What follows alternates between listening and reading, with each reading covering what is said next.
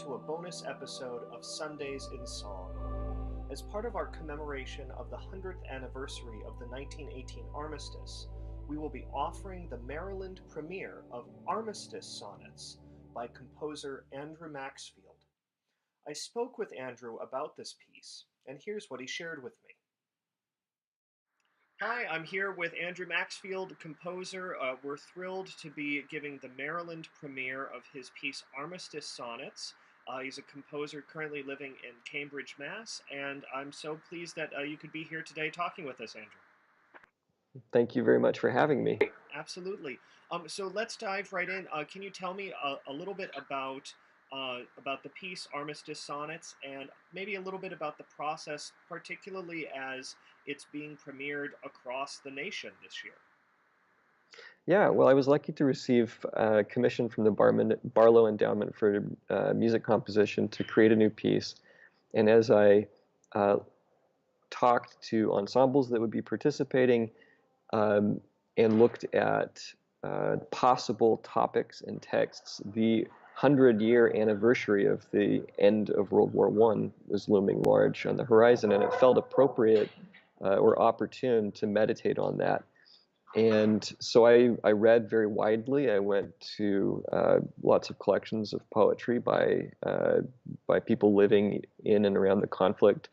And one volume of poetry in particular, Scars Upon My Heart, was this collection of poetry by women poets that was published in and around that time.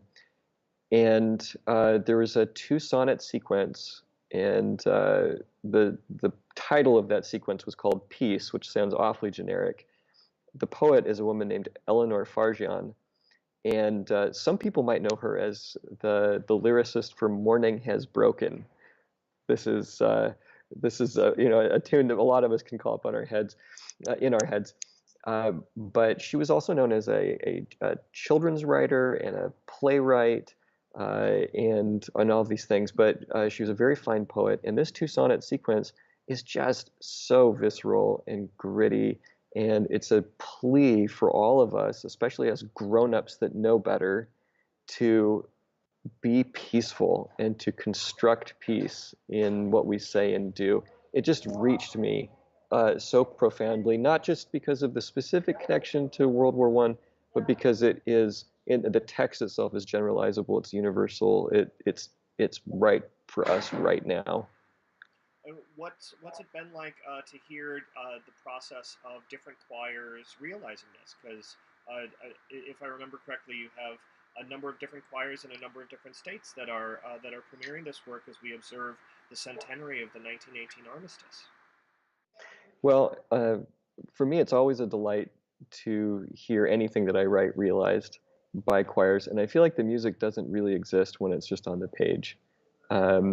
I am a composer who just looks forward so much to the interpretation of a work, and over a number of years, I've seen all sorts of different interpretations of things that I've written. And sometimes I hear things that are going so fast or so slow or interpreted in different ways than I would have intended. And yet I learn something from every interpretation, and it excites me as a creative person to see what people do with it. And so at some level, there's an artistic satisfaction, but at a more personal and probably more important level, I hear people wrestling with the ideas inside of these texts. And I feel like my job as a composer always is to put the text out front. I try to do no harm at a minimum, but I also try to respectfully hold up words that mean a lot to me. And so I'm so moved when I see other people getting inside of that.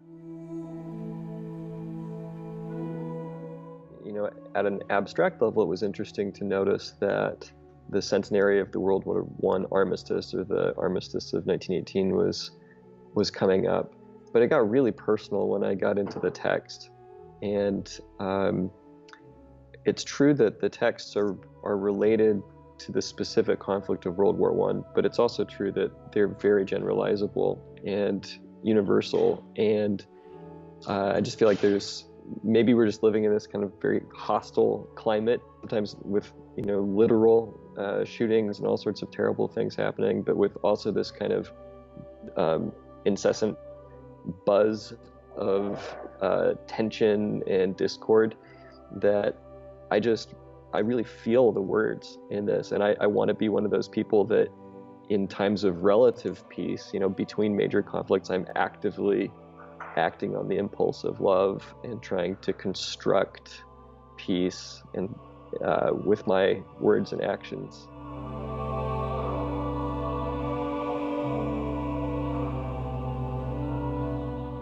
It's wonderful. What are you working on right now? Oh, so many things all the time. This weekend, I'm flying to Utah to see a 3-night premiere of a contemporary ballet that I've co-composed and I'm a producer on.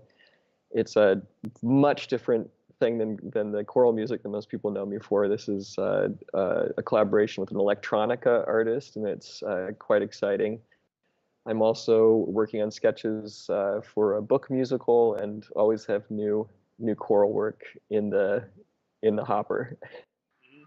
Well, this is wonderful. Thank you so much for taking the time to talk with us and sharing this journey of bringing this music to life and how much it means to you. I think it's going to be a really potent thing as we observe this centenary that's coming up just this Sunday. So I appreciate your words and I appreciate your music and sharing them with us.